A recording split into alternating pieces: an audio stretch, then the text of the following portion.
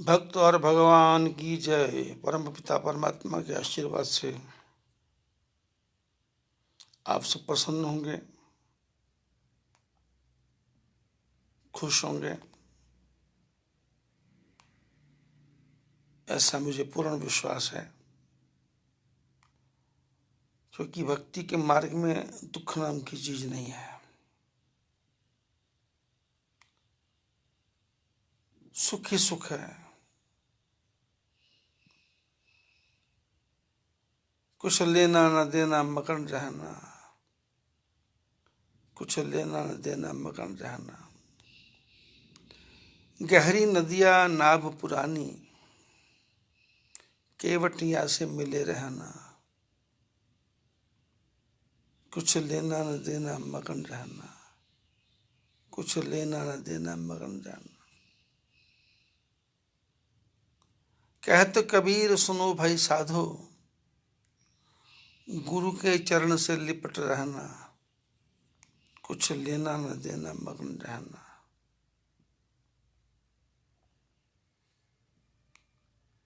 चाह गई चिंता मिटी मनुआ बेपरवाह, जिसको कछु न चाहिए वही शहंशाह।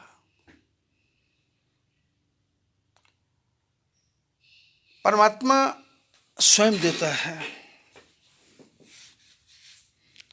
मांगना नहीं पड़ता।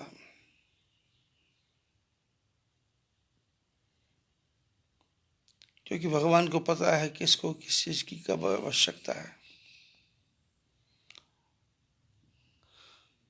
हम तो संसार में छोटे से जीव हैं।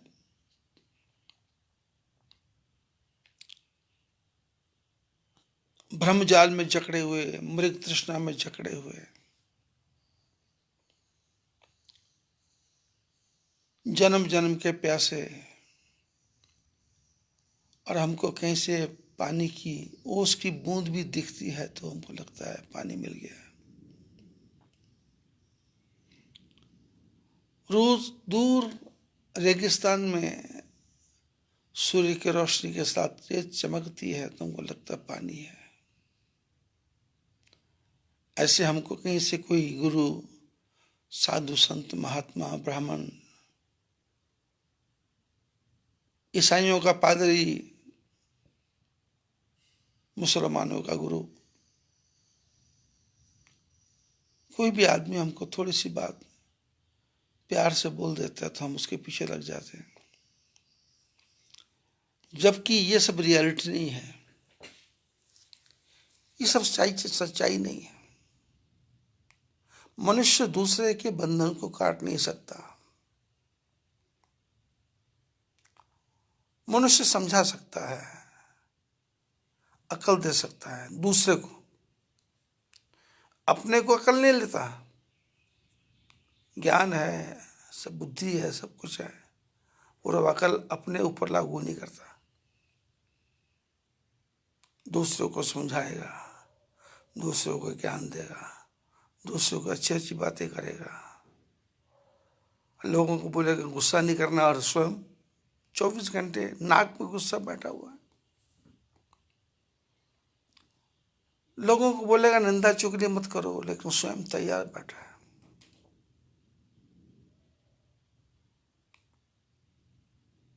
विरोध किससे, बैर किससे?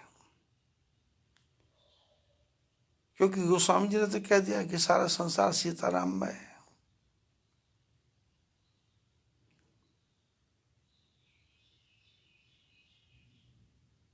शरीर की तरफ विचार करो। परमात्मा ने कैसा हड्डियों का पुतला सा बना रखा है, और ये चल फिर रहा है, देख रहा है। और जब तक जिंदा है तब तक इसका दिमाग, इसका मन भाग रहा है।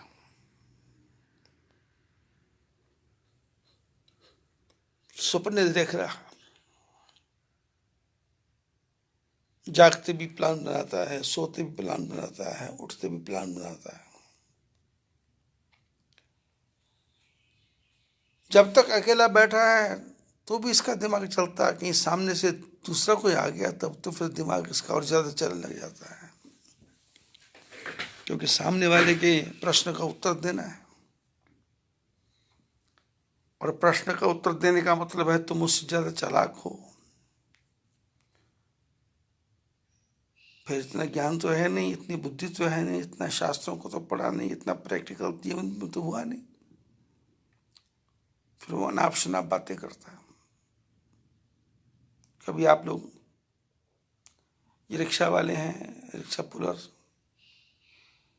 या टैक्सी चलाने वाले हैं, ड्राइवर लोग, इनके बीच में बैठ जाओ तो ऐसी अड़ानी अड़ानी, ऐसी बेकार की, ऐसी सड़ी हुई बातें करेंगे। और कहीं इन्होंने दारू पी लेता तो फिर शहनशाह है, फिर तो मालिक है।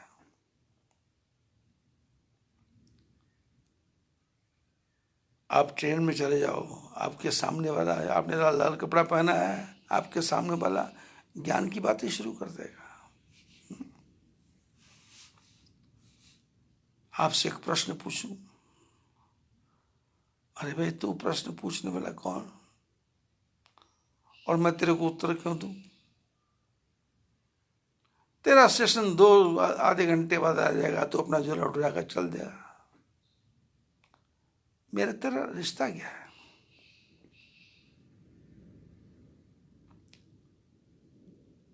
हर आदमी ज्ञानी बनने की कोशिश करता है,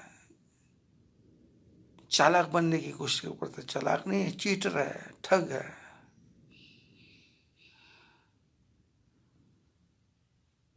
आदमी के चेहरे की तरफ देखो ध्यान से, तो उसका पूरा जीवन समझ आ जाएगा। हाथ की रेखा पढ़ने की आवश्यकता नहीं है, दिल का हाल बता देता है असली नकली चेहरा। 1 सेकंड लगता है, ऐसा दिमाग आता है कि घर का कोई आदमी सोच सकता नहीं।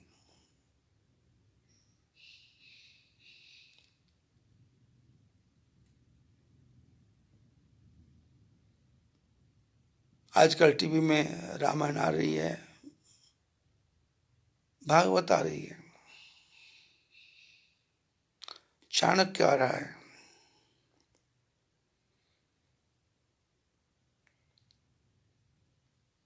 और भी अच्छे अच्छे सीरियल आ रहे हैं। लेकिन मेरे को सीरियल से कोई बैर नहीं है, लेकिन वो बीच में वो साबुन बेचने वाले आ जाते हैं, बस वो टाइम खराब करते हैं। चलो उनका पैसा कमाना है, हम क्या कर सकते हैं।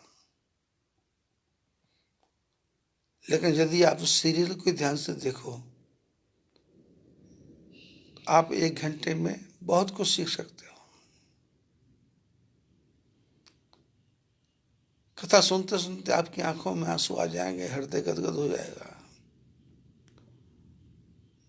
और महाभारत को देखते देखते आपको लगेगा कि कृष्ण भगवान ने अपने भक्तों के लिए क्या से क्या नहीं किया।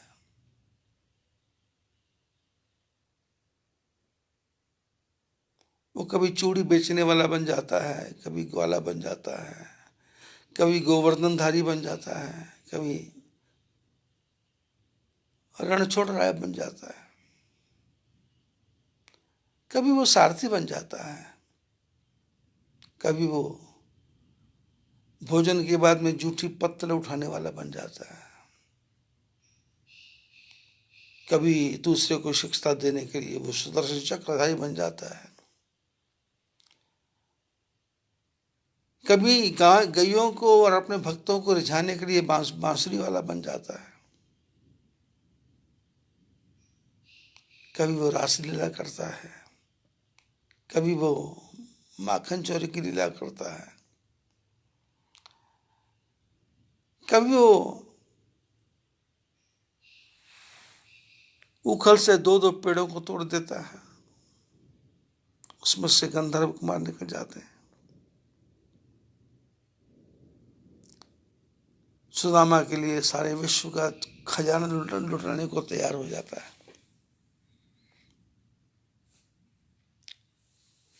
भगवान कृष्ण ने किसी को सलाह नहीं दी, लेकिन अपने भक्तों की रक्षा के लिए वो सामने प्रकट हो गया।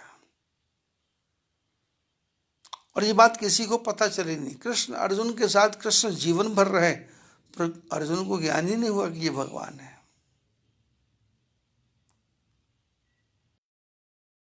यहाँ तक महाभारत में युद्ध के मैदान में विराट रूप दिखा दिया, तो भी ज्ञान नहीं हुआ।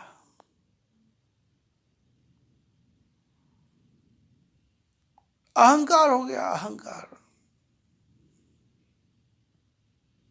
कि मैं चलाने वाला, मैं बनाने वाला, मैंने युद्ध जीत लिया। और भगवान कृष्ण ने बड़ी सुंदर लीला की। कहा मेरी द्वारिका डूबने वाली है, ये मेरे परिवार के लोगों को, औरतों को लेके जाओ, मथुरा छोड़ दो। और अर्जुन ने कहा मैं पहुंचा दूंगा, लेकिन पहुंचाना क्या था? भीलन लूटी गोपिका, वही अर्जुन वही बाण। भीलों ने गोपियों को लूट लिया, अर्जुन के बाण पड़े रहा, अर्जुन पड़ा रहा, धनुष पड़ा रहा, गांडीव पड़ा रहा, पशुपत अस्त्र पड़ा रहा, होमवक अस्त्र पड़े रहे। क्योंकि ठाकुर जी कहते हैं सारी शक्ति मेरे में है। ऐसे मामेकम शरणम ब्रज अहम त्वाम सर्व पापेभ्यो मोक्षयिष्यामि मा शुचः। भगवान कृष्ण कहते हैं सर्व धर्मान परित्यज्य, सब धर्मों को छोड़ दे, मामेकम शरणम ब्रज,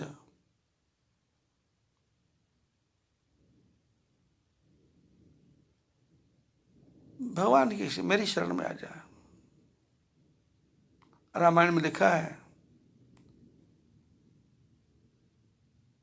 सबकर ममता ताग बटोरी, मम पद मने बांध बड़ डोरी, समदर्शी इच्छा कछु नाही, हर्ष शोक भय नहीं मन माही, अस सज्जन मम और बस कैसे, लोभी हृदय बसे धन जैसे।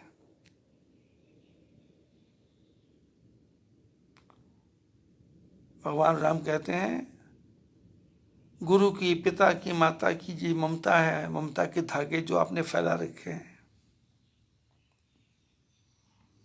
आजकल मोबाइल है तो आदमी कभी बेटी को फोन करता है, कभी बेटे को फोन करता है, कभी भाई को फोन करता है, कभी खाली बैठ जाता है तो मोबाइल के पीछे लग जाता है, फिर फोन करता है, क्या हाल है, क्या हाल है, बस क्या हाल है।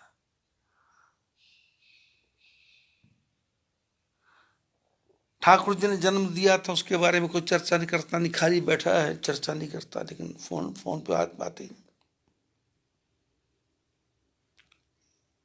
जिसके पास भी ये बड़े वाला फोन है, जिसको एंड्रॉयड बोलते हैं, जिसके पास भी है, खाली बैठा गेम खेल रहा है। मैंने अपनी जिंदगी की गेम खराब कर रहा है और दूसरे की बनाई गेमों को खेल रहा है। जो लोग गेम खेलते मैं उनसे पूछता हूं क्या मिला, बोले टाइम पास हो गया। मैंने कहा तो वैसे भी हो जाना था, ये तो टाइम है, हाथ में रखी रेत, मुट्ठी में रेत को बांधोगे और रेत सड़क जाएगी। इस समय तो टिकने वाला नहीं है, समय तो ये टिक टिक ये क्या ये बताए, समय का घड़ी जो जो आगे को जाए, उम्र तेरी पल पल ही बीती ही जाए। ये टिक टिक लगा है, ये तो समय, दिन चढ़ा है तो रात होना है, रात हुई तो दिन भी होगा। लेकिन दिन रात का सदुपयोग कैसे करना है? सदुपयोग भगवान को धन्यवाद करके, मंत्र जप करके, गेम खेल के नहीं।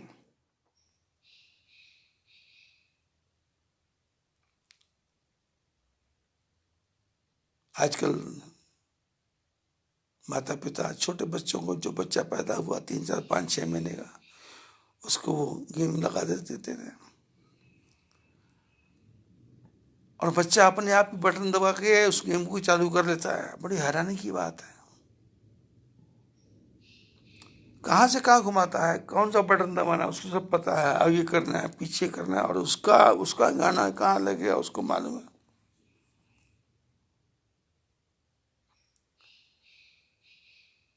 बाप हैरान नहीं है, बाप लोगों को दिखाने के लिए एक्टिंग करता है कि इसको सब आता है, पर उसी बाप ने तो सिखाया है। माँ अपना पीछा चुराने के लिए बच्चे को उसमें लगा देती है, उसको दिखाती दिखाती रोटी खाती है। मैं मोबाइल को बुरा नहीं मानता, जब ये नया नया चला था तो मैंने अपने सैकड़ों शिष्यों को प्रेरणा दे करके बोला था कि मोबाइल लेके आओ, ये तुम्हारे काम में बहुत अच्छा रहेगा। लोग घबराते थे, 5,000 का है, उस समय में 3,000 4,000 5,000 का था, लोग घबराते थे खर्चा। अरे तुम जाओ, 10 दिन में पैसा आ जाएगा। मैं बताता नहीं था 10 दिन में आ जाएगा, पर जो मेरे आज्ञाकारी शिष्य हैं, जो मेरे को चाहने वाले हैं, जिनको पता है गुरु महाराज ठीक रास्ता दिखाते हैं, तो मोबाइल भी लेके आए। और जब मोबाइल लेके आते हैं तो फिर काम चलता है बढ़िया। जब काम चला तो अब आज बोलते हैं आपने कहा था। जब कहा था तो गुस्सा आया था, जब काम शुरू हो गया तो गुस्सा नहीं आया, फिर तो समझ आ गई कि बहुत अच्छा है। ये बड़ा फोन है, इसमें बहुत पूरा, इसमें ज्ञान पूरा भरा हुआ है। आप उपनिषद इसमें सुन लो, चारों वेद इसमें पढ़ लो, आप सत्यार्थ प्रकाश पढ़ लो, 18 पुराण इसमें इसी इसी इसी यूट्यूब में आ जाएंगे। 18 पुराण, 108 उपनिषद भी आ जाएंगे, 27 स्मृतियां भी आ जाएंगी। और मुसलमानों का वो छोटा सा कुरान, यदि हमारे ग्रंथों के बीच में दबा दिया जाए तो उसको बेचारे को सांस भी नहीं आएगी। पर उनके गुरुओं ने मुसलमानों को कट्टरता भर दी, कट्टरता। हमारा एक शिष्य है, शिष्य क्या सब्जी बेचता, आजकल वो रोजे चले हुए हैं, तो इतना टिपिकल बना दिया गया है कि वो लड़का कहता है मैं रात को 2:30 बजे उठता हूं और रात को 9 बजे सोता हूं, और सारा दिन भूखा रहना है, पानी भी नहीं पीना है। क्यों? ये वहाबी संप्रदाय के लोग, तबलीगी लोग, तबलीगी मैंने होता है जो जिनके मन में तलब है, इच्छा है ज्ञान इकट्ठा करने की, वो इकट्ठा होकर के ज्ञान सीखते हैं और ज्ञान को बांटते हैं। एक छोटी सी किताब कुरान, उसके पीछे वो आदमी इतना दीवाना है कि हमारे ईश्वर की बुराई मत करो, हमारे ईश्वर की बुराई करोगे तो ईश निंदा का पाप लगेगा। और सनातन धर्म में कहते हैं कि भाई तुम जो मर्जी गाली देते जाओ, हमारे भगवान को कोई फर्क नहीं पड़ता। पर वो बालक बोल रहा था 2:30 बजे उठना पड़ता है, उसके पिताजी भी मेरा काम करते थे, 2:30 बजे उठना, सारा दिन पानी भी नहीं पीना, सब्जी की गाड़ी पे जाना, सब्जी उतारना, सब्जी बेचना, मेहनत करना, रात को 9 बजे सोना, शरीर थक के चूर हो जाता है। क्योंकि जो संप्रदाय बनाते हैं, जो एक मजहब बनाते हैं, वो ऐसा ओतप्रोत कर देते हैं, आदमी को हिप्नोटिज्म कर देते हैं कि आदमी उसी के चारों तरफ घूमता रहता है।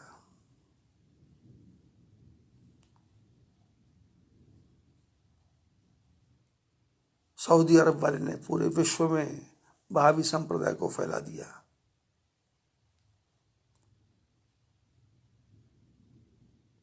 सुन्नी अपना मानते हैं, अहमदी अपना मानते हैं, बरेलवी अपना मानते हैं, देवबंदी अपना मानते हैं।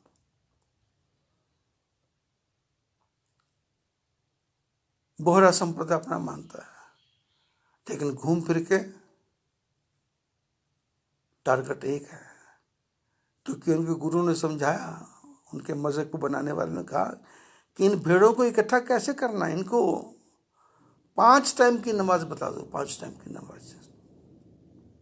सनातन धर्म वाले के लिए तो त्रिकाल संध्या थी, पंचअग्नि यज्ञ था, गले में जनेऊ पहनना था, माथे में त्रिपुंड लगाना था, जहाँ ऊर्ध्वपुंड तिलक लगाना था, प्रातः काल उठ के भगवान को स्नान करवाना था, स्नान करा के पवित्र होकर भगवान की पूजा करनी थी आधा घंटा। त्रिकाल संध्या पर आज कौन संध्या कर रहा है?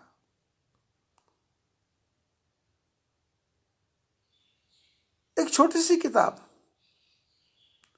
उसके पीछे दीवाने हो रहे, फतवा है, ये है, वो है, और हमारे इतने पुराण, इतने इतने शास्त्र, हम उसको देखते नहीं। ये आपके हाथ में मोबाइल है, इसको खोलो, बटन दबाओ, यूट्यूब पे चले जाओ, और आपको क्या चाहिए? संस्कृत श्लोक सुनाते सुनाते हैं, ब्राह्मण उपनिषद सुनाएंगे, गीता सुनाएंगे, भागवत सुनाएंगे, और एक एक नहीं, हजारों हजारों लोग अपनी अपनी भाषा में सुना रहे हैं। भगवान कहते हैं कि ये जो तुमने मोह के धागे, ममता के धागे बांट रखे हैं, बेटे की ममता, भाई की ममता, पुत्र की ममता, जवाई की ममता, इन सब ममता के धागों को इकट्ठा कर लो, सब कर ममता ताग बटोरी, और फिर इसकी बट्टी बनाओ, इसको बट्टो, बट्टो मैंने उसकी रस्सी सी बनाओ, सारे धागों की रस्सी बनाओ, रस्सी बना करके बोले मम पद मने बांध पर डोरी। बोले ये ममता की ये रस्सी बच्चों के साथ की है, इस रस्सी को मेरे चरणों के साथ जबरदस्ती बांध दो, वर डोरी, जबरदस्ती डोरी को बांधो। और डोरी बांध के, अब ठाकुर जी के चरणों में डोरी बांधना है तो फिर करना क्या है? अहंकार? बोले ना ना ना ना ना, समदर्शी, इच्छा कछु नाही,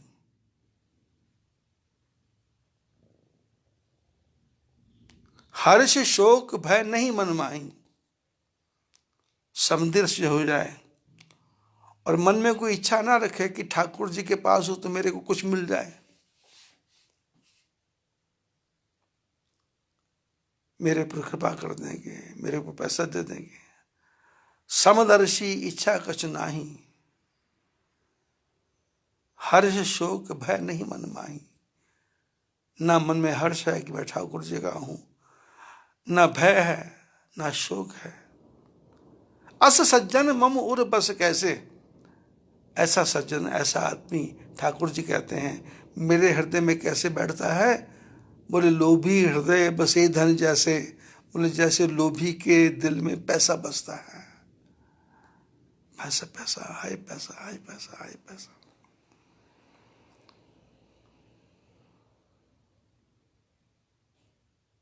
टका धर्म टका कर्म टकेव परमं पदम, जस्मिन गृहे टका नास्ति स सदा टकटकायते।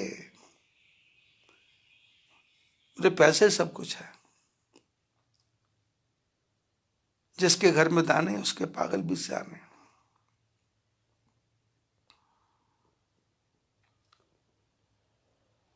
बड़ा सुंदर सुंदर अवसर मिला हुआ है, 24 घंटे कमरे में रहना है और भारत सरकार को शराब बेच के पैसा कमाना है। ये शराब नहीं बिक रही, ये कोरोना को फैलने का ये कोई चाल है, दुश्मनों की चाल है जिसको मोदी समझ नहीं रहा। क्योंकि केजरीवाल तो बेचारा एक ऑफिसर, मूर्ख आदमी, उसको तो क्या बुद्धि है। और पंजाब सरकार वाले ने बहुत अच्छा किया,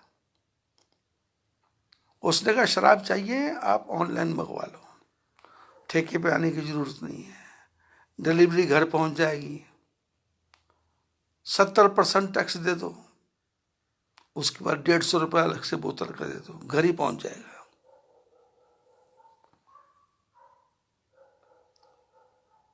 मेरे को तो बहुत अंधकार दिखाई दे रहा है। अंधकार किसी के मरने का नहीं, मरना तो मरना ही सबने, कल नहीं मरे परसों मर जाएंगे, परसों नरसों मर जाएंगे, मौत तो आनी है। इतनी जोर से फैलने वाला है, और आप मौसम देख रहे हो। इन दिनों में ऐसा मौसम होता था क्या? प्रकृति नाराज नहीं है, ठाकुर जी खेल खेल रहे हैं। चाइना वाले ने वायरस नहीं बनाया, डेंगू चाइना वाले ने बनाया था क्या? साइरस चाइना वाले ने बनाया था क्या? ये तो भगवान के पास में आसमान में बिजली कड़कती है, धरती पे आदमी मर जाता है। टीवी में आता है दो आदमी मर गए बिहार में, आसमान में बिजली कड़की, जमीन पे आदमी मर गया। बताओ अब इसमें चाइना है कि अमेरिका है?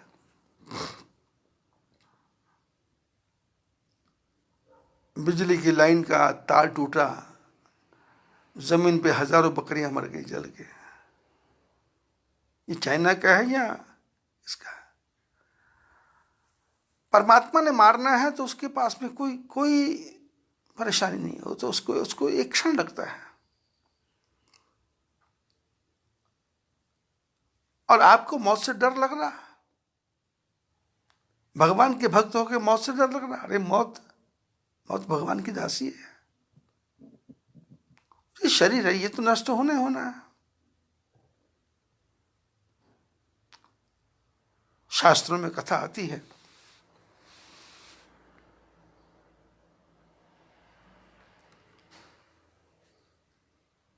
विष्णु भगवान एक बार किसी काम के लिए गरुड़ पर बैठ के यमराज की जब यमनगरी में गए, यमराज को पहले से सूचना मिल गई कि नारायण आने वाले हैं, हम नारायण जी का स्वागत करेंगे। तो गरुड़ पर बैठ के आए।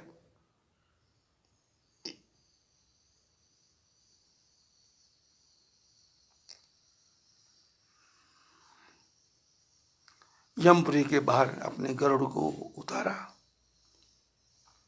यमपुरी का जो मेन गेट का था, उसके पड़ोस में एक बड़ा सा बरगद का पेड़, बड़ा सा पेड़।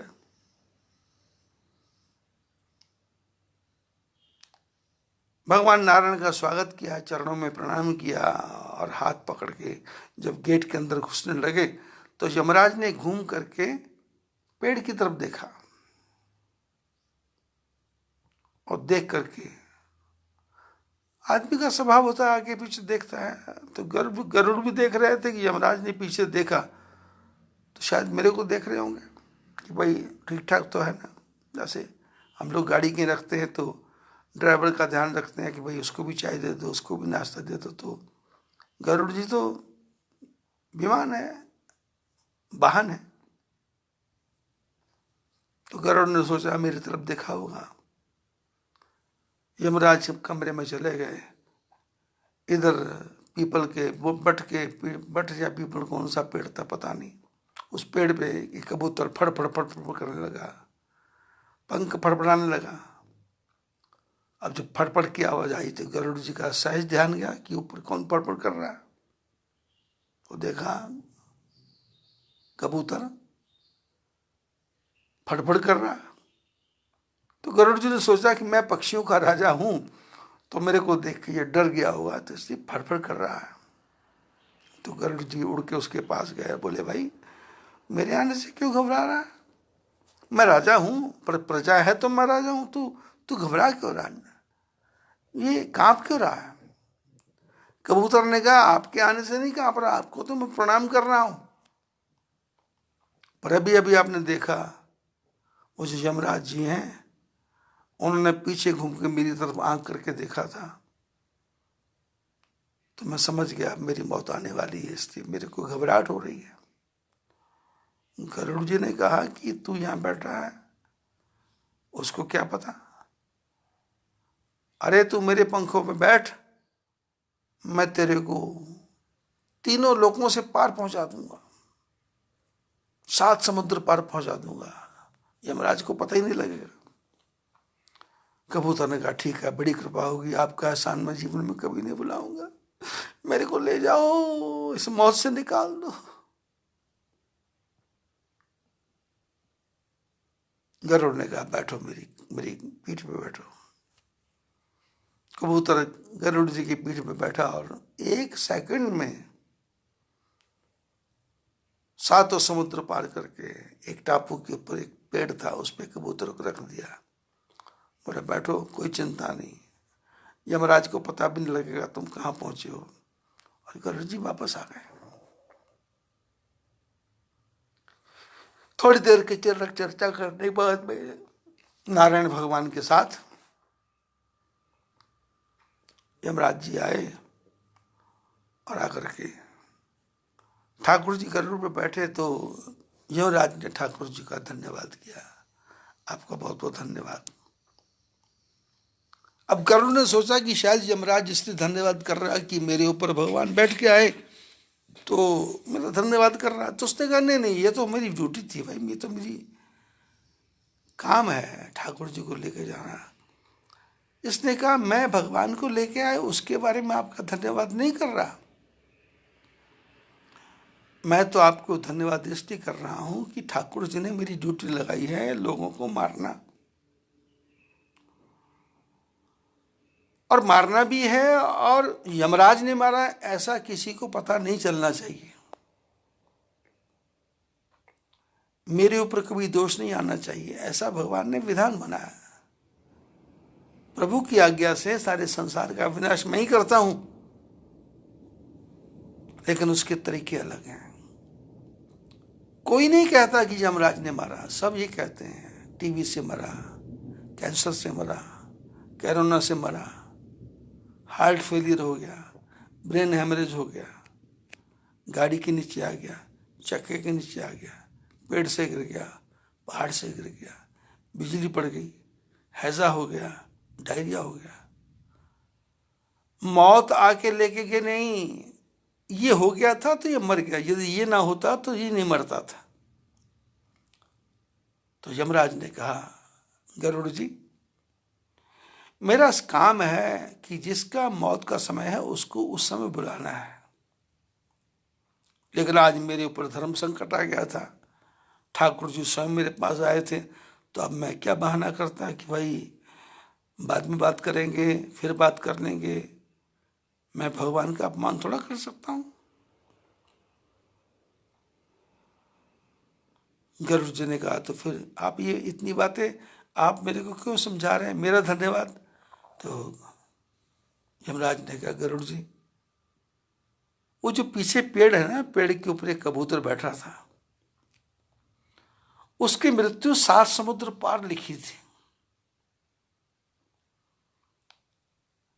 मेरे को चिंता हो गई थी कि 7 समुद्र पार कैसे पहुंचाऊं, ठाकुर जी से बात करूं कि यहां इसको पहुंचाऊं, लेकिन आपने कृपा की, आपने अपने कंधों पर बिठाया और बिठा करके 1 सेकंड में उसको वहां पहुंचाया।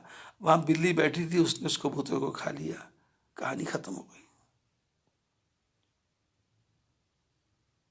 गरुड़ जी यमराज जी के चरणों में गिर गए कि परमात्मा की लीला, ये दुनिया बनाना और बना के फिर चलाना, बस उसी का काम है। वो पता नहीं किसको कब हरा भरा करते, वो पता नहीं किसका कब छीन ले।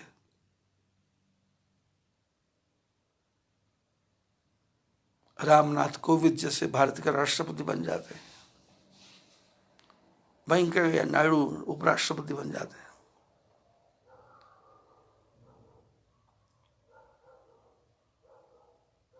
पूरे विश्व में कोरोना का जोर है, जो शक्ति संपन्न पैसे वाले परमाणु वाले 9-9 हजार परमाणु बम जिनके पास हैं, वो सू नहीं कर सकते, लाशों का ढेर लग रहा। अभी तो और बढ़ेगा, वहाँ भारत में भी बढ़ेगा, क्योंकि यहाँ मूर्खों की कमी नहीं है। अब ये लोग शराब पिएंगे, जो लोग शराब पिएंगे वो सोचेंगे कि हमने अपने मन को डाइवर्ट कर दिया। डाइवर्ट नहीं किया, शराब सबसे पहले फेफड़ों का जो कफ है उसको सुखा के जाम करती है, और उसके बाद में शरीर का पानी जल्दी से जल्दी कैसे बाहर निकले उसकी कोशिश करती है, और फिर मौत आ जाती है। अब देखना 5-7 दिन में दिल्ली की संख्या कैसे बढ़ेगी। हरियाणा वाले भी तैयार है, आंध्र वाले शराब बेच के तैयार है।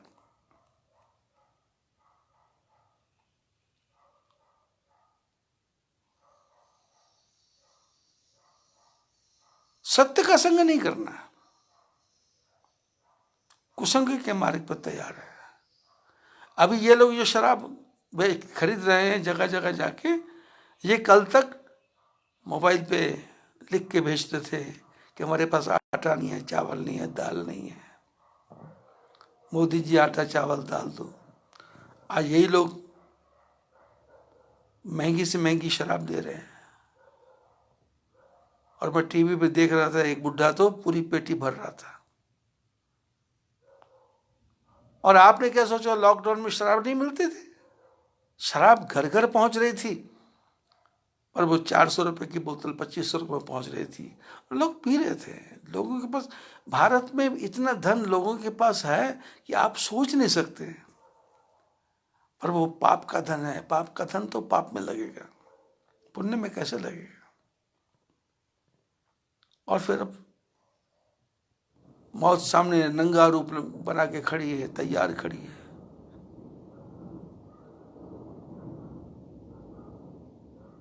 मौत तैयार है।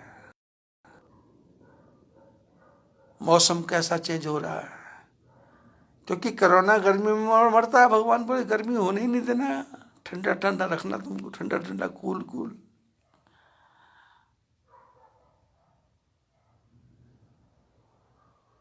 बेचारे डॉक्टरों को सजा मिली हुई है, किट पहन के, इतना पसीना आता है उनको, वो सेवा में लगे हुए हैं। और जो दयालु हैं, जिनके मन में भगवान ने दया भरी है, वो लोग सेवा भी कर रहे हैं। जगह जगह संघ के लोग, भारतीय जनता पार्टी के लोग, विश्व हिंदू परिषद के लोग सब अपने घर में से आटा दाल चावल बांट रहे हैं। और भारत सरकार ने इतना बांट दिया, इतना बांट दिया है कि लोगों ने घर में ढेर लगा लिया है, ढेर लगा लिया।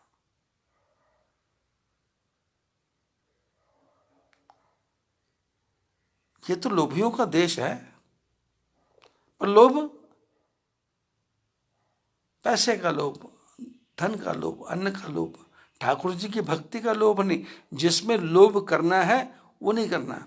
शास्त्रों ने कहा लाभ, लाभ होना चाहिए, लाभ में नुकसान नहीं। पर लाभ से लोभ से करना है तो मामला बहुत टेढ़ा हो जाएगा, विकट हो जाएगा।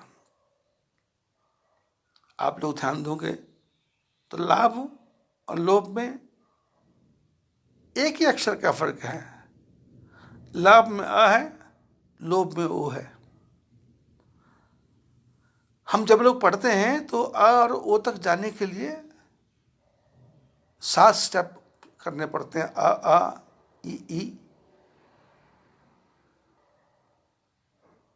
उ और फिर ओ।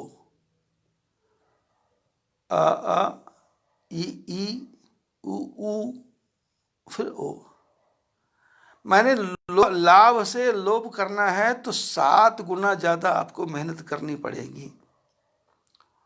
और लोभ का हालत यह है कि जब लोभ आ जाता है तो लोभ तक जब हम पहुंचते हैं तो फिर वो लाभ में डाइवर्ट हो जाता है। जिम्मी प्रति लाभ लोभ अधिकाई, जैसे जैसे लाभ होगा वैसे वैसे लोभ। अब 7 गुना आया तो लोभ, वहां लाभ नहीं है, वो लोभ जो है वो लाभ में बदल गया। बोले अब 7 गुना और ज्यादा, फिर 7 गुना आया, 7, और फिर 7 14, फिर 7, फिर 7, फिर 7, ऐसे लोभ, जो लोभ आया वो लोभ का वो कट गया, अपने आप वो लाभ हो गया, बोले ये तो मेरा है। और फिर लोभ की तरफ, लोभ किसका? आटा इकट्ठा करने का, चावल इकट्ठा करने का। जो शेड्यूल्ड कास्ट छोटी जाति के लोग हैं, वो एक एक आदमी 7 7 पैकेट ले रहा है रोटियों के, और पूड़ियां घर में ला के सुखा रहा है, और सुखा करके अपने सूअरों को डाल रहा है, और ये लंगर लगाने बड़े बड़े खुश हो रहे हैं। तो मैं तो पहले से लोगों को बोल रहा था, ये पूड़ियां पूड़ियां मत बनाओ, आटा पहुंचा दो लोगों के घरों में, चावल पहुंचा दो। नहीं तो यदि भोजन बना है तो संघ वालों को बोलो कि संघ वाले तुम्हारे घर में आएंगे, वो आपके यहाँ से रोटी उठा के लेके जाएंगे। और जो जिनको आवश्यकता है उनको, भारत में राष्ट्रीय स्वयंसेवक संघ को पूरे भारत का में सब कुछ पता है, सब कुछ पता है। मैं तो मोदी जी से प्रार्थना करता हूं कि सारा सामान संघ वालों को दे दें। विश्व में जो चर्चा करता करने दो, रूस वाले की तरह हो जाए, इजराइल वाले की तरह हो जाए, कट्टर लोग क्या कहते हैं कहने दो, पर हमको तो अच्छा कर्म करना है। संघ के लोगों को बोलो बांटो,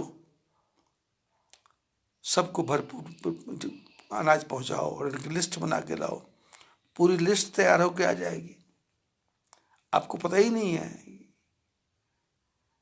अमित शाह अध्यक्ष हो, नितिन गडकरी अध्यक्ष हो, या नड्डा अध्यक्ष हो, ये जितने भी अध्यक्ष हुए हैं, इनकी पकड़ धरती के अंदर तक है। एक एक आदमी का नाम, एक एक आदमी के बारे में, एक एक आदमी के बारे में ज्ञान है, कौन कहां से कहां पहुंचा है, इनको सबको पता है।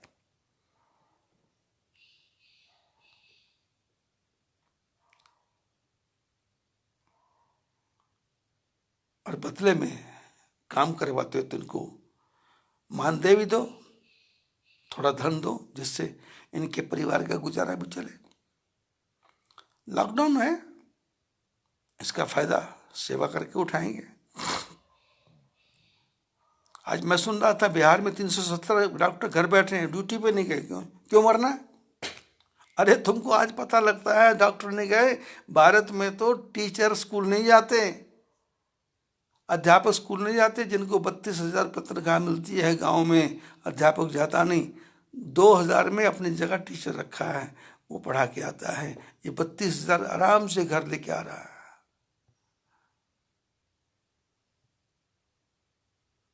ये तो नई सरकार जो बनी है उसने प्रतिबंध लगा दिया कि नहीं, ठेकेदारी प्रथा से काम होगा, अंधाधुंध नहीं होगा, पेंशन भी नहीं मिलेगी।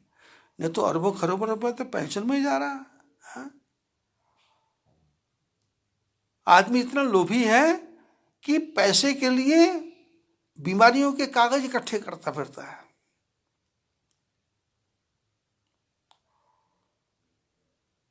हर सरकारी कर्मचारी, मेरे को टीए भी चाहिए, मेरे को डीए भी चाहिए, मेरे को मेडिकल भी चाहिए। और स्वतंत्रता सेनानी लोग बने हुए हैं। सुभाष चंद्र बोस के जमाने में जागृति पैदा हुई थी।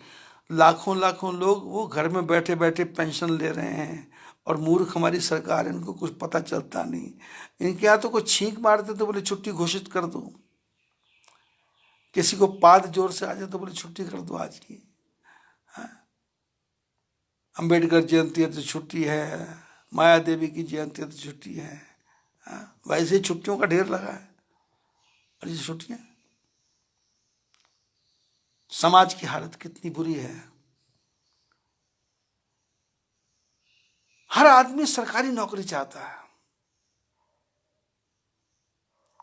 लेकिन सरकार पैसा कहां से लाए?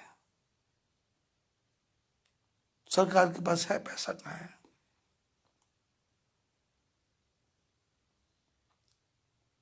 मैंने तो किसी को मरते देखा नहीं है। लाखों अरबों खरबों रुपया कमा रहे हैं। कोई मेरे को आज बोल रहा था कि दिल्ली में 4-4 किलोमीटर लंबी लाइन लगी है शराब के लिए, हरियाणा में लगी लाइन। हमको इन बातों की तरफ, क्योंकि समाज में बैठते हैं तो इसकी चर्चा आती है, क्योंकि ये भी एक ज्ञान है कि हमको लोभ नहीं करना, लाभ करना है। गुरुद्वारे में आप जाएंगे तो वो प्रातःकाल शाम, संध्या शाम दोनों टाइम भगवान से हाथ जोड़ के प्रार्थना करते, प्रभु तेरा नाम हमारे चित्त में आए, रात को तेरी कृपा से चैन से सो गए थे, अब दिन में काम हो और तेरा नाम चित्त में आए। शाम को दिन भर तेरी कृपा से काम हुआ, अब रात को तेरा नाम चित्त आए। चित्त में, ये चित्त चंचल है,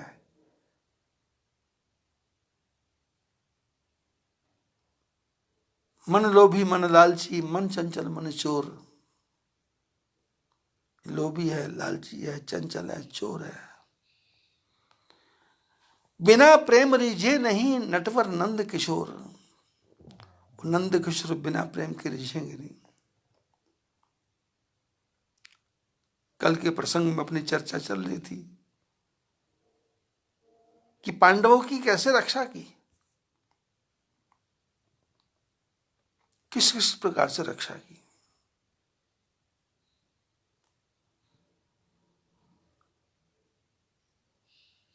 कौरवों ने जुए में लगा लिया युधिष्ठिर को, और जुए में सब कुछ हार गए, अपने सिर के सोने के मुकुट भी हार गए, पर लोभ करते करते द्रौपदी को भी जुए में हार गए, जुए में हार गए। और ऐसा जुआ कि उसमें शर्त रख दी, 12 साल हस्तिनापुर से बाहर रहेंगे और उसके बाद 13वां साल अज्ञातवास होगा। और पांडवों के जीवन की तरफ देखोगे तो पांडवों का तो पूरा जीवन जंगल में बीता है। पांडु राजा तो बना, लेकिन हुआ क्या, जंगल में चले गए आराम करने। वहीं पुत्र पैदा हुए, उसके बाद लाक्षागृह हो गया, फिर जंगल में, फिर उसके बाद 12 साल का वनवास जंगल में। राम जी को तो 14 साल का वनवास हुआ, पर पांडवों को तो कम से कम 50 साल से ज्यादा जंगल में रहना पड़ा। उनका तो ऋषि मुनियों से संग था, संतों के साथ बैठना है। राज्य का तो, हस्तिनापुर का तो बैठने के लिए, बस झगड़ा झंझट लड़ाई करने के लिए, दुर्योधन के साथ बातें सुनने के लिए था, बाकी तो। अब महाभारत पढ़ेंगे तो कुंती के विचार अलग हैं, और वो गांधारी के विचार तो ममता से, लोभ से ओतप्रोत हैं। धृतराष्ट्र अंधा है, लेकिन गांधारी अंधा होने का नाटक करती है, और मन में पुत्र मोह है, सुपुत्र मोह में उसको अच्छा क्या है बुरा क्या है कुछ समझ नहीं आता। ऐसे हमारा जीवन है, हम बच्चों के मोह में अपने जीवन की सारी कमाई खत्म कर देते हैं, और अंत में बच्चा ठेंगा दिखा देता है, बोलता मैं सेवा नहीं कर सकता। एक माता पिता 10-10 बच्चे पैदा करके पाल सकते हैं, पर 10 बच्चे मिलकर एक माँ बाप को पाल नहीं सकते, बहुत मुश्किल है।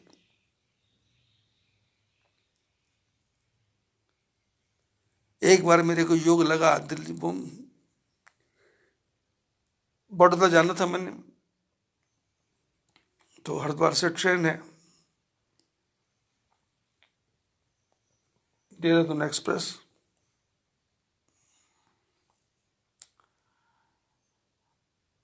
अब हरिद्वार में स्टेशन पर जैसे चढ़े तो टिकट बुक थी,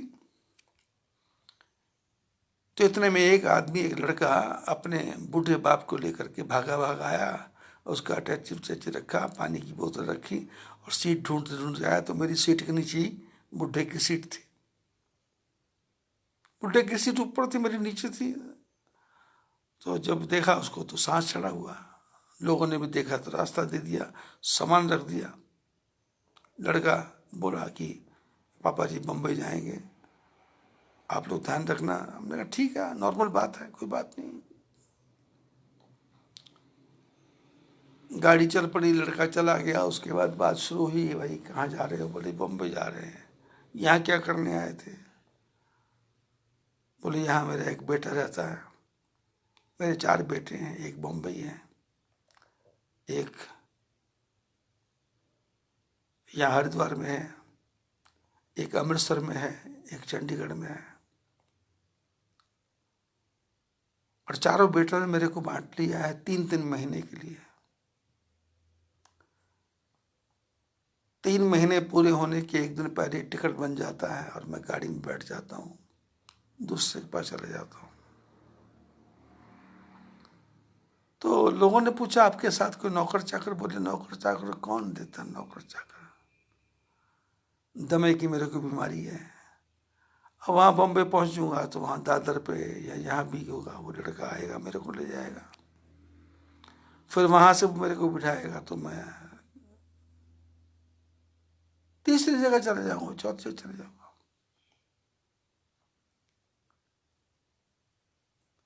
मैं तो ठाकुर जी से प्रार्थना करता हूँ कि प्रभु ऐसी कृपा करो कि किसी के अधीन रहना ही ना पड़े, परम स्वतंत्र होकर रहे, हाथ पर काम करे। और शरीर का इलाज है तो तुम बुद्धि दो, शरीर का इलाज हो जाएगा। दुनिया बड़ी विचित्र है। पैसा पैसा जोड़ के, पैसा पैसा जोड़ के बच्चों को आगे बढ़ाया, आगे बढ़ाया, आगे बढ़ाया, और बच्चों ने लात मार दी। अब महापुरुष ने इसको कई रूपों में बताते हैं कि भाई तेरे पाप का फल है, तेरे पाप का फल तो तेरे को भोगना पड़ेगा। अब हंस के भोग ले, चाहे रो के भोग ले, तो भोगना है। सुख दुख तो है सबको, इस बिन जंत न कोई, ज्ञानी काटे ज्ञान से और मूर्ख काटे रोए। ज्ञानी ज्ञान से काटता है। नान में हमारी एक शिष्या है दीपा। दीपा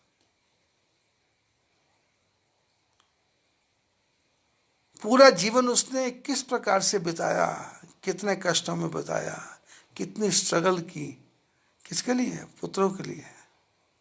ठाकुर जी की कृपा से बेटी नहीं थी, बेटे थे। यदि कि बेटी होती तो वो कहती कि भाई मैं बेटी से अपना दुख तो रो लेती, पर दुख रोऊं किससे? बेटे, बेटों की बहू है। और हालत ये है। और भगवान ने उस पर इतनी कृपा की है कि पैसा कहां से आता मालूम ही नहीं पड़ता है।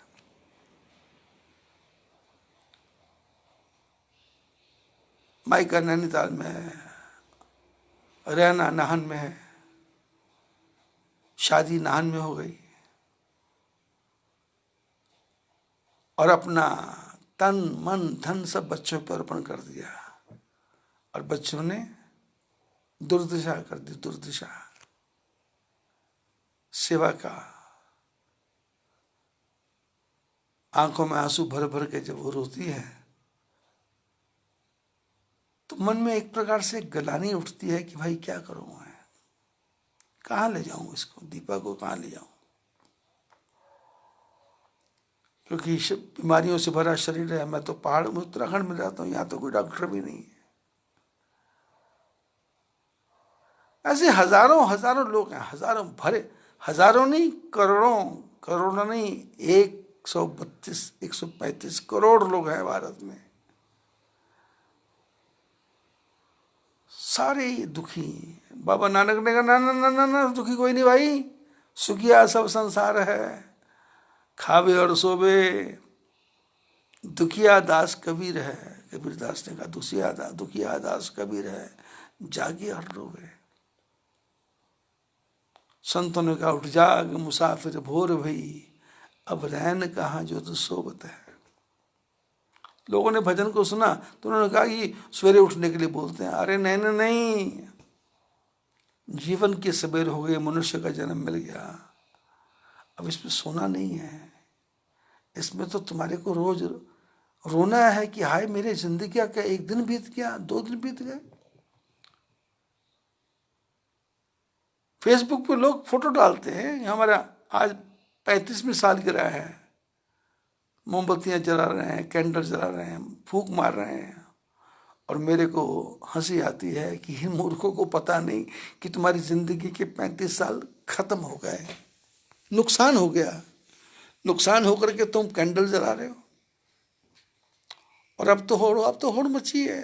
25 साल हो गए तो वो शादी के, बोले मनाओ धूमधाम, 50 साल हो गए तो मनाओ धूमधाम, और फिर पैसा हराम का आ गया, चोरी का आ गया, तो फिर बोले अब क्या है, बोले 75वीं सालगिरह मनाएंगे, 80वीं सालगिरह मनाएंगे। अरे कहे की सालगिरह, 200 आदमी को खाना खिलाएंगे, 500 आदमी खिलाने के। मैं तो लोगों की ऐसी ऐसी मूर्खताओं को सुनता हूँ, बोले 80 साल की उम्र में पति पत्नी ने दोबारा शादी की। अरे पागलो, तुम कौन सी धरती पे रह रहे हो। मैं कहता हूं धन्य हो कोरोना, तूने बड़ी कृपा की। अब तो शादी में भी 5 आदमी से ज्यादा नहीं जा सकते, कोई पार्टी नहीं हो सकती, मंदिर बंद है, मस्जिद बंद है, गुरुद्वारे बंद है। ठाकुर जी ने कहा मेरे को आराम करने दो, तुम अपने घर में बैठ के भजन करो, मेरे पीछे मत लगो। मंदिरों के पुजारी रो रहे हैं, वैष्णो देवी के पुजारी रो रहे हैं, क्योंकि उनका धंधा मंदा हो गया। गाड़ियों के ड्राइवर कंडक्टर रो रहे हैं, धंधा मंदा हो गया। पर दारू लेने के लिए लाइन में तैयार कट खड़े, लाइन लगी, और वहीं दारू पी रहे हैं, वहीं लड़ाई भी कर रहे हैं। गंधारी के मन में ममता है, और हम जितने लोग हैं, हम भी गंधारी हैं। हम भी आंखों से दिखते, पर हम भी धृतराष्ट्र हैं। मोह का पर्दा हमारी आंखों में पड़ा है। अपने बेटे को खिलाना, अपने बेटे को पिलाना, अपने को देना। सब्जी का थैला लेके बाहर से आते हो दुकान से, तो क्या पड़ोसी के छोड़ के आते हो, सीधा घर पहुंचता है।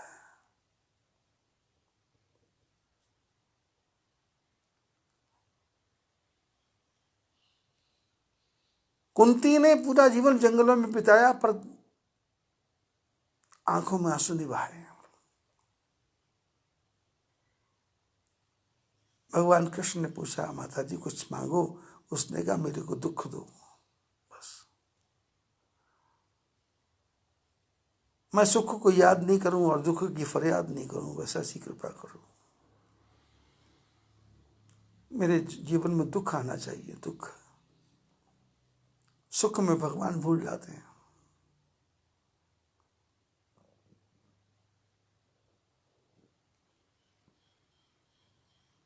पांडव लोग द्रौपदी को हार गए, जुआ। और कथा बड़ी विचित्र है। दुर्योधन ने दुशासन को कहा द्रौपदी को लेके आओ, और घसीटते घसीटते लेके आना, घसीटते घसीटते, सीधे नहीं, केशों से पकड़ के दुशासन लेके आया। पांडव सिर झुकाए हैं, द्रौपदी सभा में बड़े बड़े भीष्म पितामह को, कृपाचार्य को, द्रोणाचार्य को, शकुनी को, अश्वत्थामा को, सब तरफ देख रही है पांडवों को, पर कोई आंख उठा के नहीं देखता। द्रौपदी ने हृदय में प्रार्थना की, मेरी पत राखो गिरधारी रे, मेरी पत राखो गिरधारी। द्वार तुम्हारा छोड़ सांवरे, किसके द्वारे जाऊं, सुनता मेरी कौन प्रभु जी, किसको बिने सुनाऊं। मैं दुखिया शरण तिहारी रे, मेरी पत राखो गिरधारी। 9 गज की साड़ी को द्रौपदी दोनों हाथ से समेट रही है, और दुशासन को तो ऑर्डर हो गया है। दुर्योधन ने कहा दुशासन, इसकी साड़ी को खींचो और इसको नग्न करके बड़ी सभा में मेरी जांग पर बिठाओ। दुशासन ताकत पर आदमी था। द्रौपदी ने दोनों हाथ ऊपर कर दिए, सोच लिया जो होना है, जो बिगड़े सो तेरा, नाथ मेरा क्या बिगड़े, नंगी देख लेंगे तो मेरा क्या होगा। बच्चे पैदा हुए तो डॉक्टरों के सामने नंगा होना ही पड़ता है, शरीर है, सबको मालूम है। द्रौपदी ने दोनों हाथ ऊपर कर दिए, हे कृष्ण द्वारिका वासिन दीन बंधो जगत पते। कृष्ण का नाम लेते ही तो भगवान तो बोलते पुकारे प्रेम से कोई, तो नंगे पांव आधा है, नंगे पांव आ गए। और आज कृष्ण कृष्ण नहीं आए, साड़ियों का रूप, साड़ियों का रूप बनाया। 9 गज की साड़ी खत्म नहीं हुई, दुशासन को बल घट्यो, घट्यो ना 9 गज नीर, साड़ियां बढ़ती गई और साड़ियों का ढेर लग गया। सारी सभा आंखें फाड़ फाड़ के देख रही है, कुछ समझ नहीं आ रहा कौन सी मिल का कपड़ा है। रंग बिरंगियां साड़ियां दे नर द्रौपदान उतारिया, नाले मीरा तारी नाले तन्ना जट तारिया, मैनू भी तार ओ गोपाल मुरली वालिया, मैनू भी तार ओ गोपाल मुरली वालिया, मैनू भी तार।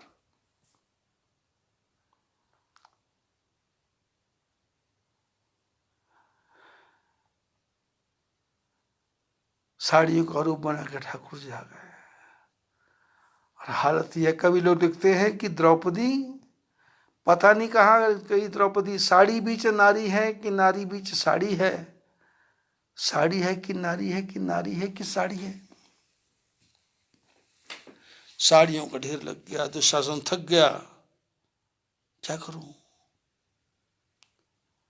इतने में भगवान कृष्ण ने एक नाटक किया, पूरी सभा में बिजली चमकी, बिजली, बिजली की चमक के साथ भगवान कृष्ण आए।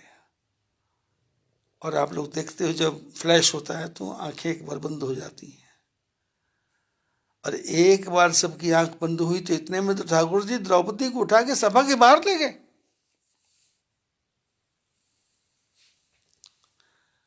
सामने द्रौपदी साड़ी में लिपटी है, सामने कन्हैया खड़े हैं,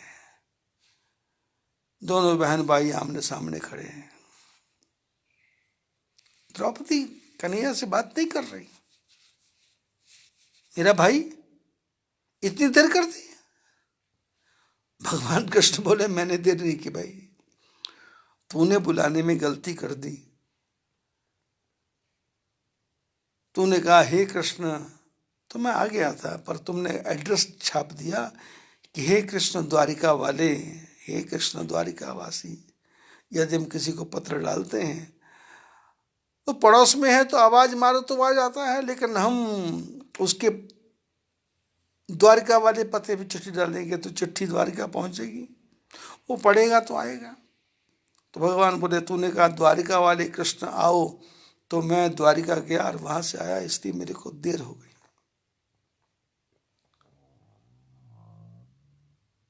हमको बुलाने नहीं आता,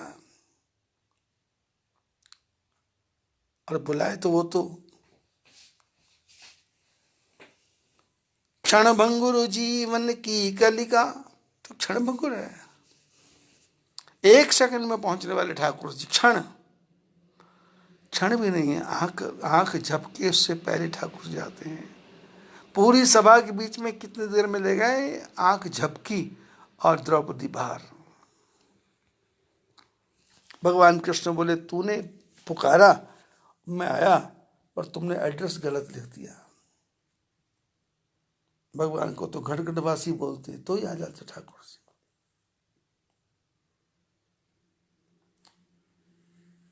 पांडवों की रक्षा कैसे करते ठाकुर जी, छोटी सी कथा मेरे को याद है, आप लोग ध्यान से सुनेंगे तो खूब आनंद आएगा।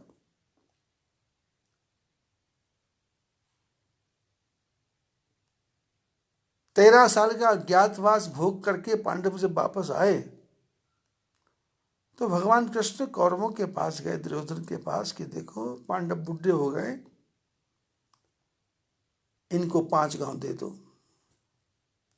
तो दुर्योधन ने कहा, सुई की नोक जितनी भी जगह देने को तैयार नहीं हूं मैं।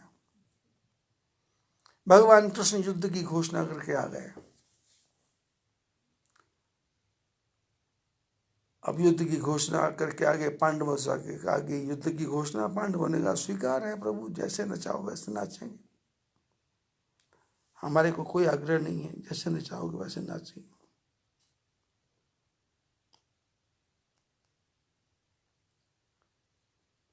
युद्ध की घोषणा हो गई, तैयारियां शुरू हो गई, और दुर्योधन ने एक चालाकी की। दूसरे दिन शकुनी के कहने से भगवान कृष्ण के पास पहुंच गया।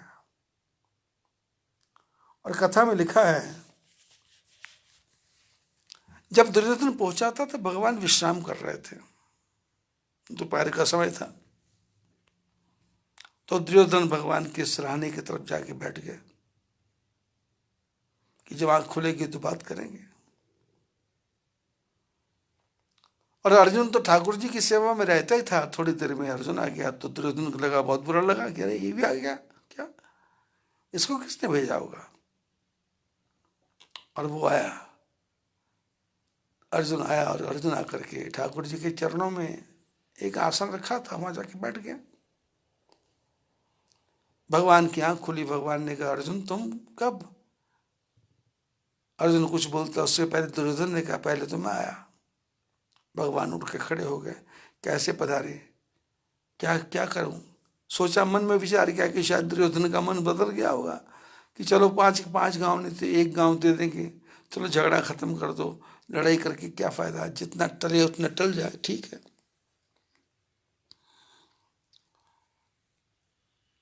पर दुर्योधन के मन में तो क्या। भगवान बोले, यार दुर्योधन कैसे आए, बोले आपकी सेना चाहिए, नारायणी सेना। भगवान बोले, एक तरफ मैं हूं, एक तरफ नारायणी सेना है।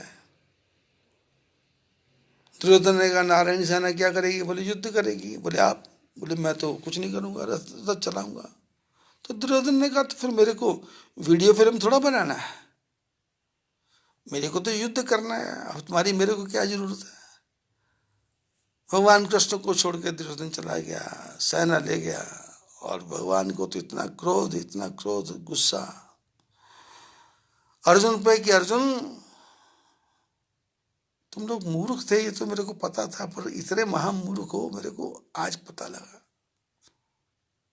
अर्जुन ने हाथ जोड़ के कहा, ठाकुर जी कोई गलती हो गई क्या। भगवान ने कहा, गलती, तेरे सामने वो नारायणी सेना लेके चला गया, अरे बीच में कुछ बोलता कि मैं पहले आया बाद में आया, तो मैं बात घुमा करके तुम्हारे पक्ष में करता, क्या बढ़िया बढ़िया सेना के कुछ लोग तुम्हारे को दे देता, बाकी सारा माल उधर कर देता। पर तू तो ऐसे बैठा जैसे कोई मूर्ख आदमी बैठा हो। अर्जुन ने कहा, प्रभु मेरे को आप मिल गया। भगवान ने कहा, अरे सारा माखन ले गया वो दुर्योधन, अब बचा क्या है।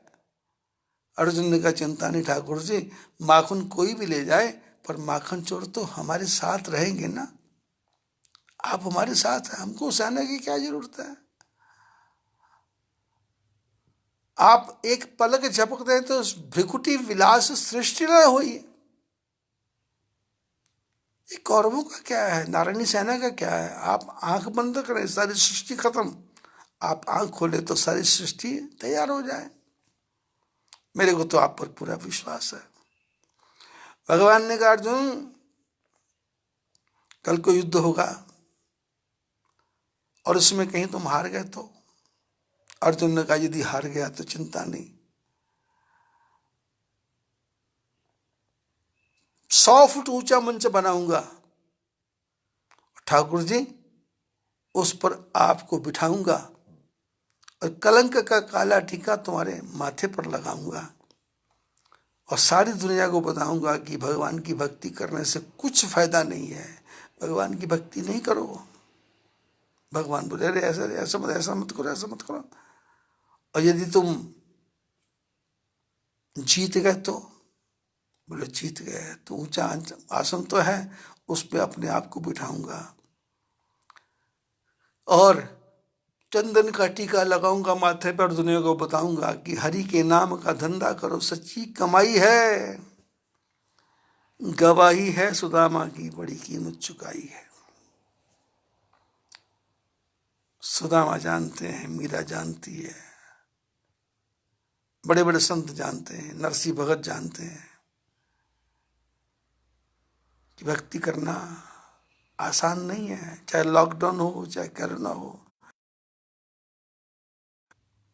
भक्ति नहीं होगी। मैं फेसबुक पे लाइव लाइव आ रहा हूं। मैं, लोगों को पता है 3, साढ़े 3, 4 बजे आते हैं, पर जो अत्यंत परम भक्त हैं वो तो छोड़ते नहीं हैं। और जो काहिल है, जाहिल है, जिनको फिर वो टीवी देखना है, लूडो खेलनी है, ताश खेलनी है, वो बोलते बाद में सुन लेंगे।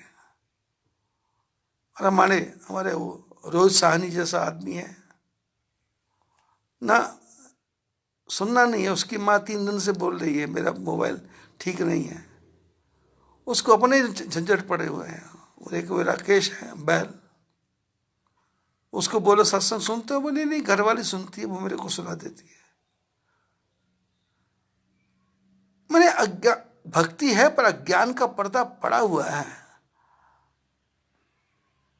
अरे तू मान लो गुरु जी की बात नहीं सुनता, तो एक आदमी बोलता है, उसी की बात को ध्यान से सुन ले, शायद कुछ पल्ले पड़ जाए। 24 घंटे विचार करने से क्या होगा? भगवान ने पोतों वाला बना दिया, नाना बना दिया, दादा बना दिया, अब भगवान क्या और बनाए? पर बस चाय चाहिए, परौठी चाहिए, टिक्किया चाहिए, समोसा चाहिए। पर वो बेटा पारस है, आजकल वो नूडल्स भी बनाता है, चापा भी बनाता है, घर में ही होटल खोल दिया, अब तो खाओ, कुछ खाते जाओ।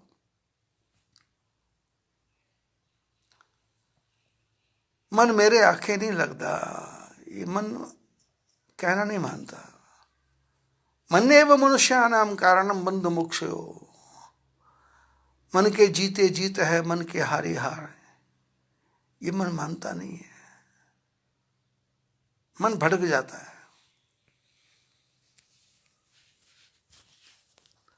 अर्जुन ने कहा ऊंचा मंच बनाऊंगा, अपने माथे पे तिलक लगाऊंगा, ठाकुर जी का भजन करो, दुनिया को बताऊंगा, राम ना विसार बंदे, राम ना विसार बंदे, राम को याद करो, राम को याद करो, हरि का नाम सदा सुखदाई, हरि का नाम सदा सुखदाई। युद्ध की घोषणा हो गई और किसी महात्मा ने बड़ी सुंदर कविता के रूप में लिखा है, मेरे को ये कथा करते करते आज लगभग 40 साल से ऊपर हो गए। पहली कथा मैंने ये कथा की थी अशोका थिएटर हरिद्वार में। उन्होंने जन्माष्टमी की पूजा रखी थी, तो हमारे आश्रम से भी कुछ लोग गए थे। गुरु महाराज की कृपा से मैंने ये कथा थोड़ी याद कर रखी थी। तो पहली कथा मैंने ज्वालापुर हरिद्वार अशोका थिएटर में जन्माष्टमी का उत्सव मनाते मनाते सुनाई, तो लोग गदगद हो गए, हृदय प्रसन्न हो गया। और मैं यहाँ भी सत्संग करता हूँ तो इस कथा को सुनाने की चेष्टा करता हूँ, क्योंकि इस कथा में भक्ति, ज्ञान, रस सब कुछ भरा हुआ है, ओतप्रोत है ये कथा, भक्ति ज्ञान से ओतप्रोत कथा है।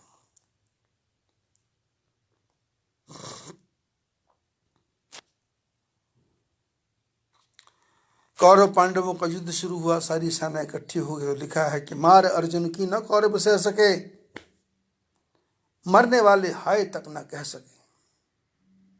जंग में लाशें बिछा दी शेर ने, और होश भीष्म की भुला दी शेर ने। इतना क्रोध है अर्जुन में। ऐसे ऐसे बाण चला दिए। पहले दिन युद्ध में भीष्म पितामह भाग गए। दूसरे दिन अभिमन्यु ने कहा कि मैं भी थोड़ा दिखाऊं। तो लिखा है, निकला अभिमन्यु निराली शान से, खेलता था कौरवों की जान से, लड़ सके भीष्म न छोटे बाल से, और थर थर आया कोह भी भूचाल से। भूचाल आ गया, सेना कहां भागी कुछ पता चला नहीं। तीसरे दिन भीमसेन ने कहा कि मेरे को बदला लेने दो। बोले वो जरा थोड़ी नजर दौड़ाइए, भीम का चेहरा निरखते जाइए, केश खोले हाथ में पकड़ी गदा, बैरियों पर वार करने की अदा, हाथियों को फेंकना आकाश पर और पांव धरना वो किसी की लाश पर। युद्ध करते करते भीमसेन को द्रौपदी के याद आंसू आ गए।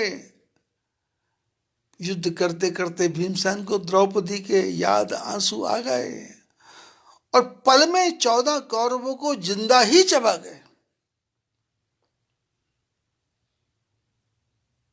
14 कौरवों को दांतों से काट के फेंक दिया। शाम होने पे लड़ाई बंद थी, कौरवों की आज शोभा मंद थी। आके भीष्म से दुर्योधन कह रहा, नीर आंखों से छमाछम बह रहा, आपकी नजरों के आगे हो गया और जागने पर भाग्य मेरा सो गया। ले लिए 14 भाई भीम ने, प्रण किया पूरा बराबर भीम ने, ये आपकी नजरों के आगे हो गया, जागने पर भाग्य मेरा सो गया। भीष्म पितामह ने कहा तो क्या करना है? तब पितामह ने दिया कुछ हौसला, बोले शांति रखो। तब पितामह ने दिया कुछ हौसला, अरे कल जो आएगा तो होगा फैसला, आज क्या होगा। तब पितामह ने दिया कुछ हौसला, कल जो आएगा तो होगा फैसला। दुर्योधन ने कहा कल क्या करोगे? 14 और मरवाओगे? बोले नहीं नहीं, कल युद्ध में कोई नहीं जाएगा, मैं अकेला जाऊंगा और वहां एक पांडव कल को मारा जाएगा और आज का बदला उतारा जाएगा। दुर्योधन ने कहा पांडवों का कैसे मारोगे, उनके साथ कृष्ण हैं। उनके साथ कृष्ण है। भीष्म पितामह ने कहा अरे दुर्योधन, कल को धरती पर सारे देवता भी आएंगे तो पराजय लेके मुझसे जाएंगे, ये हमारा फैसला कुल जंग है। अरे क्या हुआ यदि कृष्ण उनके संग है?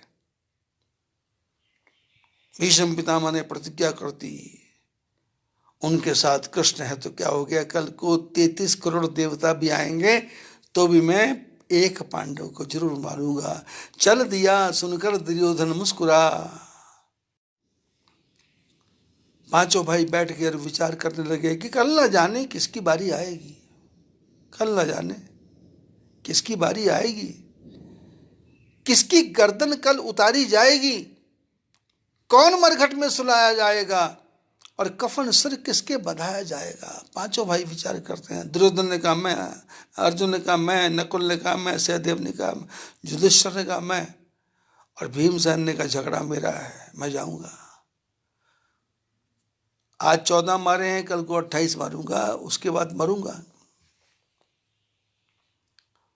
और दुर्योधन को पता था, पांडवों ने कसम खाई यदि एक भी भाई मर गया तो चारों भाग्य आत्महत्या कर लेंगे, झगड़ा खत्म होने वाला था। पांडव विचार ही कर रहे थे तो इतने में कृष्ण भगवान आ गए। पांडवों को उदास बैठे देखा तो भगवान कृष्ण ने सहज भाव से पूछा, भाई क्या हुआ, ऐसे उदास क्यों बैठे हो? अर्जुन ने कहा अभी सूचना मिली है कि भीष्म पितामह ने प्रतिज्ञा की है कि हम 5 भाइयों में से एक को मारेंगे।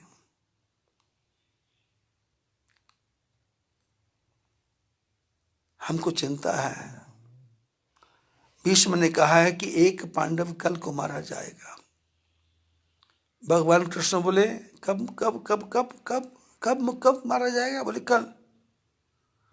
बोले किसने कहा? भीष्म पितामह ने। किसको कहा? दुर्योधन को कहा। तुमको किसने बताया? किसने आके सूचना दी। बोले सुनने वाले ने गलत सुना होगा। क्योंकि भगवान तो चमत्कारी है ना, बात को कैसे घुमाएंगे हमको थोड़ा पता लगे। भगवान ने कहा अरे एक बाप अपने बेटे को नहीं मार सकता, तुम भीष्म पितामह के पौत्र हो, पुत्र के पुत्र हो, वो दादा तुमको क्यों मारेंगे? और तुम्हारे दादा तुमसे बहुत प्यार करते हैं, तो उन्होंने चालाकी से ये नहीं कहा कि एकादशी को द्वादशी को मारेंगे और नवमी को मारेंगे, एकम को मारेंगे, ऐसा तो नहीं कहा। सोम मंगल बुधवार को मारेंगे, ऐसा तो नहीं कहा। बोले ना, बोले क्या कहा? बोले उन्होंने कहा एक पांडव कल को मारा जाएगा। तो भगवान कृष्ण बोले अरे ये बात तो छोटे बच्चों को पता है। दिल्ली के दुकानदार अपनी दुकान के आगे बोर्ड लगा के बैठे हैं, आज नगद कल उधार, और कल कभी आते ही नहीं है। अब तो दिल्ली वाले थोड़ा ज़्यादा चालाक हो गए, अब आज नगद कल उधार नहीं लिखते, अब तो चेंज कर दिया। बोले नगद बड़े शौक से, उधार अगले चौक से। नगद बड़े शौक से, उधार अगले चौक से। भगवान कृष्ण बोले अरे युधिष्ठिर, दादाजी ने तेरे दुर्योधन को पागल बनाया है, तुमको मारने की कोई योजना नहीं है। वो तो गुस्से में कह दिया कि कोई भी आएगा देख लेंगे, वो तो उनको गुस्सा आ जाता है। तब कन्हैया ने दिया कुछ हौसला। पहले भीष्म पितामह ने हौसला दिया, अब तब कन्हैया ने दिया कुछ हौसला। कल जो आएगा तो होगा फैसला, कल जो आएगा तो होगा। कल आएगा नहीं तो फैसला क्या होगा? तो अर्जुन ने कहा प्रभु आज रात को सारा प्रोग्राम खत्म। भगवान बोले जो परमात्मा की इच्छा। तो पांडवों ने कहा क्या करना पड़ेगा? भगवान बोले देखो तरीका बताता हूं मैं। कल भीष्म पितामह युद्ध करने के लिए अकेले आएंगे और इधर से युधिष्ठिर भी अकेला जाएगा, कोई सेना के बीच में नहीं जाएगा, कोई सेना नहीं जाएगी, कोई भाई नहीं जाएंगे। और युधिष्ठिर एक्टिंग ऐसे करेंगे जैसे भीष्म पितामह से आर पार की लड़ाई करने जा रहा है, और दादाजी के रथ के सामने जाके रथ रोकना है, रथ से नीचे उतरना है, नीचे उतर के धनुष्मान एक तरफ रख के दादाजी के चरणों में प्रणाम करना है। दादाजी गुस्से में होंगे तो बोलेंगे रथ पे बैठो, फिर प्रणाम करना। बोलेंगे रथ पे बैठो, बोले क्यों? बोले हमने कसम खाई है। तो उस समय पूछना कि दादाजी आपने क्या कसम खाई? तो आदमी जल्दी में जो बोलता है वो फिर रिपीट कर देता है। तो कल दादाजी बोलेंगे तेरे को कि हमने कसम खाई है कि एक पांडव कल को मारा जाएगा, ये कसम खाई है हमने। तो तुमने चरणों को पकड़ लेना कि दादाजी आज का तो कोई प्रोग्राम नहीं है ना आपका, ये प्रोग्राम तो कल का है। दादाजी पशुपेश में पड़ जाएंगे, चक्कर में पड़ जाएंगे, विचार में पड़ जाएंगे। इधर से मैं आकर के बीच में कुछ ना कुछ बोल दूं। पांडवों ने कहा तो अब क्या करना चाहिए? तैयारी बने ना, सो जाओ, चलो सो जाओ। और कथा में लिखा है आराम करा करके उनको फिर अपने खेमे में आए, धीरज उनको दे बैठे थे, उनकी चिंता दिल में लाए। रक्षा इनकी किस तरह करूं, युक्तियां सोचते जाते हैं, उठते करवटे बदलते हैं, नहीं चैन घड़ी भर पाते हैं। पांडव तो सो गए, पर भगवान कृष्ण को नींद नहीं आ रही और बार बार दिमाग में विचार आता है कि एक पांडव कल को मारा जाएगा, एक पांडव कल को मारा जाएगा। और भीष्म पितामह ने कहा है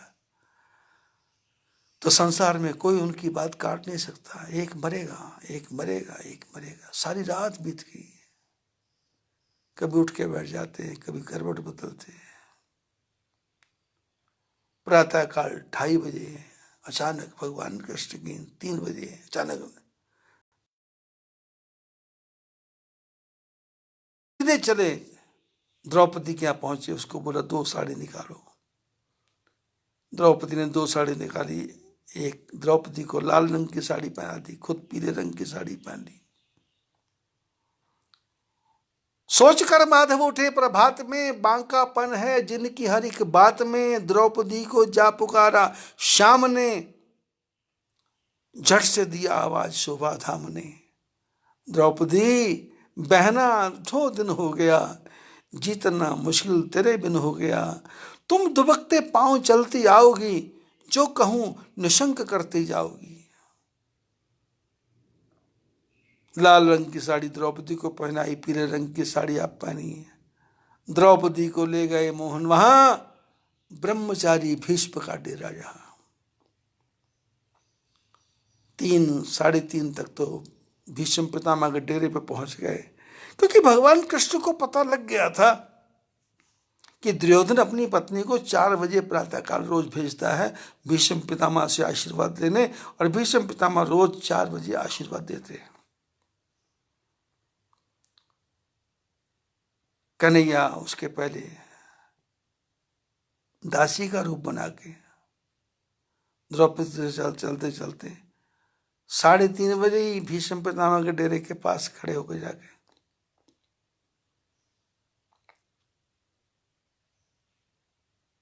द्रौपदी को ले गए मोहन वहां, ब्रह्मचारी भीष्म का डेरा जहां।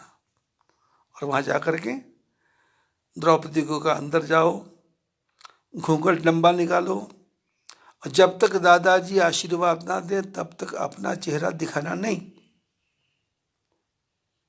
खुद तो बाहर ही खड़े रहे, भीतर भेजा पंचाली को। खुद तो बाहर ही खड़े रहे, भीतर भेजा पंचाली को, और कहा यतिवर बाबा के चरणों में जाकर अपना मस्तक धर दो। अपना सिर चरणों में धर देना। द्रौपदी अंदर गई तो क्या देखा, दृश्य क्या था। प्रात समय की बेला में भीष्म की लगी समाधि थी, मन हरि चरणों में लगा हुआ, उस जगह न कोई उपाधि थी। द्रौपदी ने जाके सर टेका चरणों पर वीर पितामह के, चरणों पर कौन गिरा देखूं बाबा भीष्म एकदम चौंके।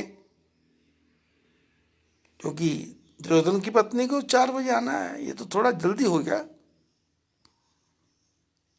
तो भीष्म पितामह को लगा कि कल युद्ध का था, कुछ टाइम में अपसेट हो गया होगा। तो जब आंख खोली तो क्या देखा, देखा एक सधवा नारी है, देखा एक सधवा नारी है, चरणों पर शीश झुकाती है। तन की रंगीन साड़ी उसकी सधवापन को बतलाती है। लाल रंग की साड़ी पहनी है, कोई शादीशुदा स्त्री है। देखा एक सधवा नारी है, चरणों पर शीश झुकाती है। तन की रंगीन साड़ी उसकी सधवापन को बतलाती है। आशीर्वाद निकला मुंह से, सौभाग्यवती भव हे बेटी, तेरे हाथों की मेहंदी का ना रंग कभी उतरे बेटी। सौभाग्य तुम्हारा अटल रहे, सिंदूर से मांग न खाली हो। आशीर्वाद यह भी ले जा तू, वीर कुमारों वाली हो। आशीर्वाद का ढेर लगा दिया, आशीर्वाद का ढेर। जब आशीर्वाद पूरा हुआ तो द्रौपदी ने घूंघट उठा दिया। सुनकर के द्रौपदी बोल उठी, बाबा ये क्या फरमाते हो। कल और कहा, आज और कहा, तुम सत्यवादी कहलाते हो। सुनकर के द्रौपदी बोल उठी, बाबा ये क्या फरमाते हो। कल और कहा, आज और कहा, तुम सत्यवादी कहलाते हो। अरे मेरे 5 पांडवों में से यदि एक भी मारा जाएगा तो बोलो ये आशीर्वाद क्या झूठा नहीं कहेगा। मेरे 5 पांडवों में से यदि एक भी मारा जाएगा तो बोलो ये आशीर्वाद क्या झूठा नहीं कहेगा। अरे सिंदूर जो मेरी मांग का है, बाणों से बुझाओ ना, हाथों की मेहंदी रहने दो, साड़ी का रंग उड़ाओ ना। सुनकर के बाबा चौंक उठे, हाथों से माला छूट गई, मन हरि चरणों में लगा हुआ, चित चोर समाधि टूट गई। भीष्म पितामह को तो काटे तो खून नहीं। बोले बेटी इन प्रश्नों का उत्तर पीछे दे पाऊंगा बोले बेटी, इन प्रश्नों का उत्तर पीछे दे पाऊंगा, तेरे सौभाग्य दुर्भाग्य का भी निर्णय पीछे कर पाऊंगा। एक बात खटकती है दिल में, जिसने हैरान है कर डाला। द्रौपदी, पहले ये बतला, कहाँ है वो तुझको यहां तक लाने वाला? तूने आई, तेरे पांडव नहीं लाए। तेरे को जो लाने वाला है उसको मैं जानता हूं, वो चोर है, कन्हैया है। एक बात खटकती है दिल में, जिसने हैरान है कर डाला। पहले ये बतला, कहाँ है वो तुझको यहां तक लाने वाला? वो कन्हैया बूढ़ा होने को आया है, पर अभी नहीं जाती चोरी। नित नई नीतियां चलता है, तुझसे चोरी मुझसे चोरी। बेटी, तूने मेरे कुल को इतना पवित्र कर डाला है, तेरा पहरा देता होगा जो विश्व रचाने वाला है। तेरा पहरा देता होगा जो विश्व रचाने वाला है। कहाँ है वो? द्रौपदी ने इशारा किया कि बाहर बैठे हैं। जब बाहर जा करके देखा, ड्योढ़ी का दृश्य निराला था। पीतांबर का घूंघट ओढ़े वो बैठा बांसुरी वाला था। चरणों से जाके लिपट गए, छलिया छलने को आया है। अरे भक्तों की खातर नटवर ने दासी का रूप बनाया है। कहते हैं द्रौपदी का जूता पीतांबर के था कोने में। थे मस्त कन्हैया हंसने में और लीन पितामह रोने में। भीष्म पितामह रो रहे, कृष्ण हंस रहे। द्रौपदी ने कहा, मेरे बारे में बताओ, मेरा क्या होगा? भीष्म बोले, जाओ बेटी है द्रुपद सुते, अब निश्चय विजय तुम्हारी है। पतियों का बाल न बांका हो, जब रक्षक कृष्ण मुरारी है। बोलो कृष्णचंद्र भगवान की जय। आज बस इतना ही। भगवान बद्री विशाल आपके पूरे परिवारों पर कृपा करें। बीमारी आपसे लाखों कोसों दूर दूर चली जाए और आप सत्संग भजन कीर्तन करते रहो, इसी में आनंद लेते रहो। और जो भजन जो आपको अच्छा लगा, अच्छा क्या अच्छा सुनाया ही मैंने, अच्छा लगना क्या, इसको अपने जितने चाहने वाले उनको शेयरिंग करो। चाहे वो कोई भी जाति के हो, पथ के हो, संप्रदाय के, सबको सुनाओ। ज़्यादा से ज़्यादा शेयर करो, ज़्यादा से ज़्यादा फॉलो करो। आपके मन को भी शांति मिलेगी, उनकी भी आत्मा तृप्त होगी। और ये मुश्किल जो घड़ियां हैं, ये घड़ी बीत जाएगी। ठाकुर जी का नाम लेते लेते सभी को आशीर्वाद। बद्री नारायण भगवान की जय।